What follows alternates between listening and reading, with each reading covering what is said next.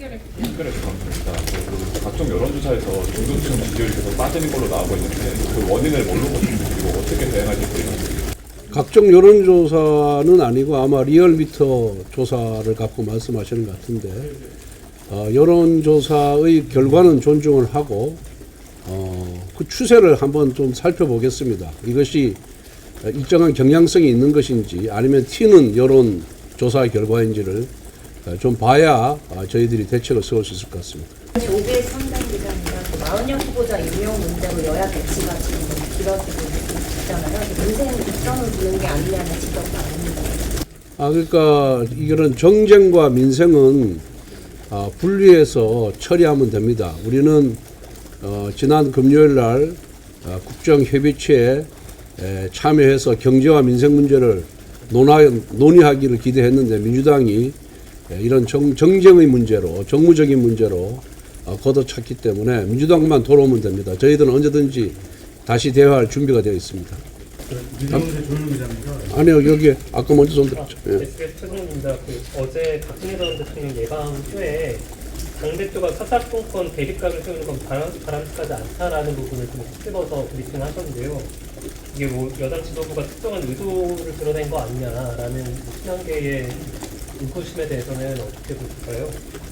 글쎄, 당 대변인이 박근혜 전 대통령께서 하신 말씀을 그대로 메모해서 그대로 기자들한테 브리핑한 것으로 알고 있습니다. 다른 의도는 없었다고 봅니다. 선관위 개혁 관련해서 오늘 장동혁 의원님은 사전투표제 실질 개관을 발의하셨는데 이 부분에는 좀 논의를 하는 태세일까요? 지금 사전투표 관련해서 여러 가지 이제 논란이 많이 있기 때문에 그 부분을 어떻게 할 것이냐, 뭐 본투표를 2일을 줄 것이냐, 3일을 줄 것이냐, 그리고 사전투표하고 본투표 사이의 간격을 어떻게 할 것이냐, 여러 가지 이제 의견이 있기 때문에 한번 종합적으로 뭐 의총을 열거나 해가지고 한번 당의 입장을 정하도록 하겠습니다. 더 질문하실 거 있으실까요? 민주당의 조윤 기자입니다. 네, 오랜만이시네요. 네. 서천호 의원이 3.1절 집회에서 공수처 선관위 헌재를 다 때려부숴야 된다고 말씀하시는 거와 관련해가지고 부적절한 헌법기관 압박 아니냐, 선을 넘었다, 해당이냐 아니냐라는 이런 당내 그런 목소리도 있는 것 같은데 당 차원에서 입장은 어떻게 되실지 한번 부탁드리겠습니다. 당내에 어떤 목소리가 있다는 거죠? 당내 누가요? 유재화 당협위원장도 그렇게 라디오에서 얘기를 한 게 있고, 네. 김종혁 전 비대위원도 그렇게 얘기를.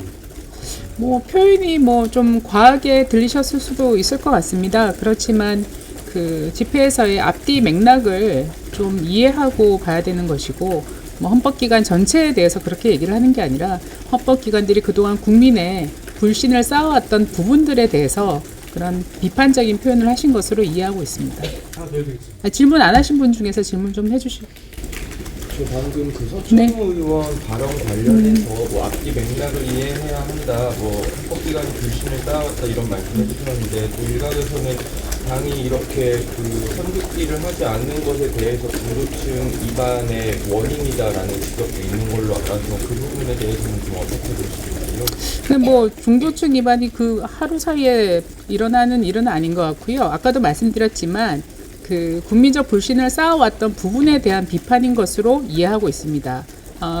민주당에서는 뭐 의원님에 대해서 제명을 뭐 운운하고 있는데 제명인가요? 민주당에서 얘기하는 게? 예, 그 운운하고 있는데 실제로 국민을 향해서 막말하고 여당 정치인들을 대해서 막말을 해오고 대통령에 대해서도 함부로 막말을 해온 건 민주당 의원들의 특기 아니겠습니까? 그렇게 보면 막말을 한 민주당 의원님들부터 민주당 내에서 자정작용을 하는 게 우선이라고 생각합니다. 특히 집회에 참여했던 수많은 국민들을 향해서 극우로 멸칭하고 극우몰이를 하는 것에 대해서 민주당은 스스로 먼저 국민께 사죄해야 될 것입니다.